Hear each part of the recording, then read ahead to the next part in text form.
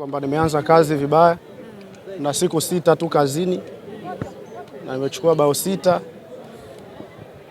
Mpira wa miguu ndo jinsi ulivyo. Kwa hiyo tumeumia, lakini tunajipanga, watakuja nyumbani. Kwa bahati mbaya sana ni kwamba hatujawahi kumfunga Yanga tangu tunapanda ligi kuu.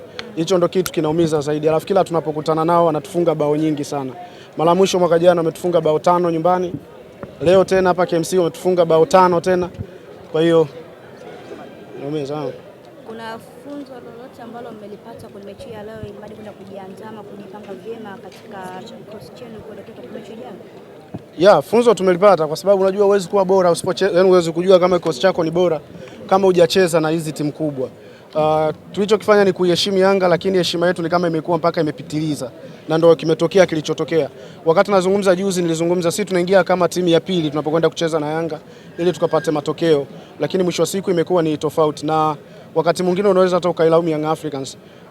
Sijui, lakini kwa hiyo yani jamaa hata kikosi walivyokipanga kama wanaenda kucheza na Al Ahly kama wamewaonea hivi. Mimi naweza nikasema hivyo kwa sababu unakuja kucheza na Mashujaa, kuna haja gani ya kuweka kosi lote lile? Na unajua umetoka kuchukua Mapinduzi, una mchezo wa kimataifa, kwa nini usipumzishe baadhi ya wachezaji ukaje huko tukacheza? Wametusababishia hiki kilichotokea, lakini Yanga ina quality players, kitu ambacho kusema kweli hakuna namna, wametuonea na Bob Moncho alitutafanyaje? Nani Yanga? Walichokifanya ni tamaa. Walichokifanya ni tamaa kwa sababu kutufunga sisi bao 6. Unatufunga sisi bao 6 mara pili, ile ya kwanza ilikuwa 5 Lake Tanganyika. Hapa 6 tena.